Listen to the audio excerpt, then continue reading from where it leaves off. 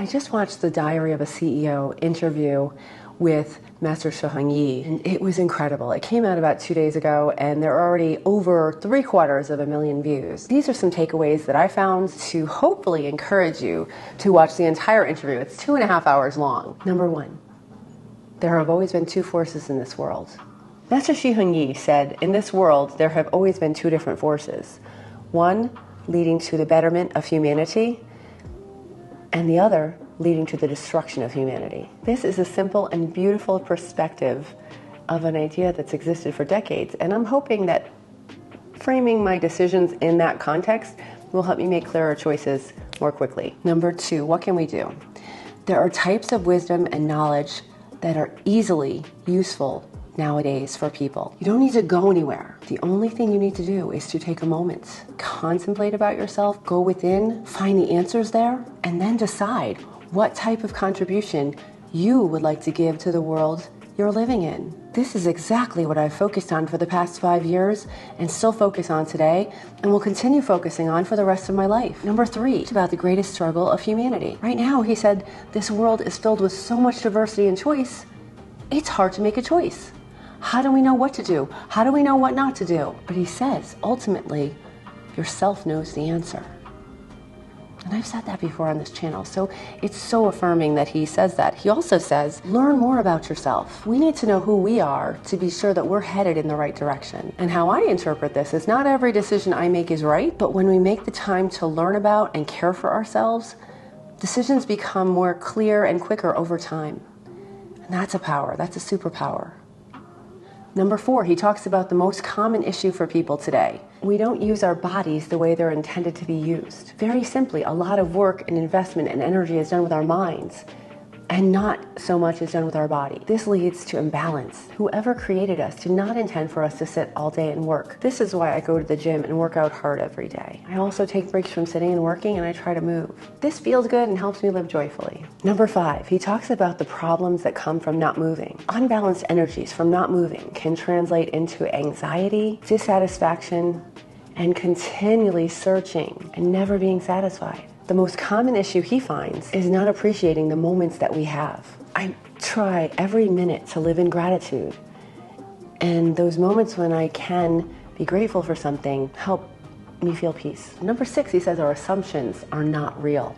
He said that people often focus on illusions and dreams and assumptions way into the future that are not real.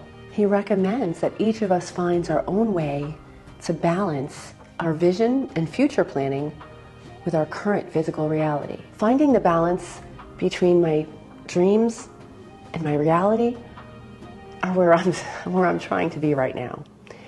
I have so many ideas and plans, and sometimes we have to take a step back and do the work that is required in our reality to move towards them. It's a constant practice, and I love it. It's like a game. Which brings me to point 7. It's a blessing to realize that existence is capable of creating everything. It's joy, happiness, tears, heartbreak, and more. But if we take our current existence too seriously, if we completely base our identity on who we think we are, that can be a problem. He recommends that sometimes we jump out of ourselves and become the director of our own movie, especially in times of struggle. Now, I did that for years. When I was being verbally abused, I would just think to myself, this is ridiculous, and pretend I was in a movie and have a camera off in the distance and just look into the camera like Jim from The Office. Do you hear this, what's being said to me? And it helped me survive. It helped me not take it personally that it was happening to me. It was happening to an actor in a movie. That might be considered being depersonalized, I think is the psychological term. It helped me survive some tough times. The difference is, at that time, I was just an actor. And things were being done to me and I was responding. Now I realize I'm that actor, but I'm also the director, the producer, the crew, the sound, everybody in that production. I create the best I can, and then I go with the flow on the things I can't control. And it is much more fun and much more empowering. And I recommend you try it. So here's a bonus tip.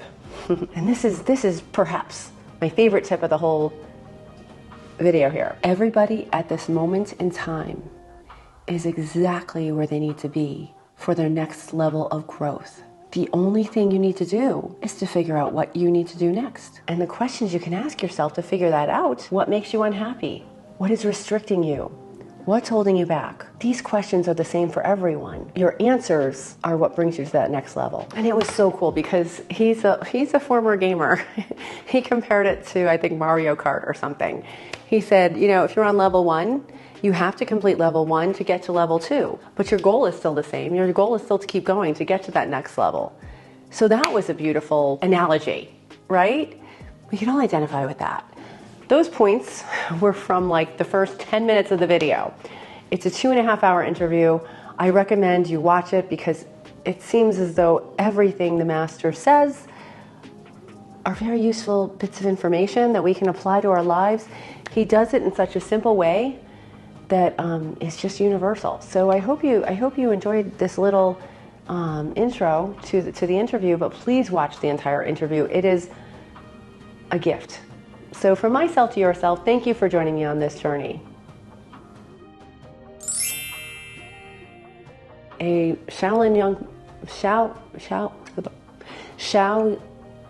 Master Shi Heng Yi. He also likes to race motorcycles, and he's played Nintendo, and he gets what it's like to live in the world. Number one, number one, there are two forces. There are two forces. Take two. Okay. Our assumptions are, I don't know what happens, because that's not a sentence. This is a simple and beautiful, what can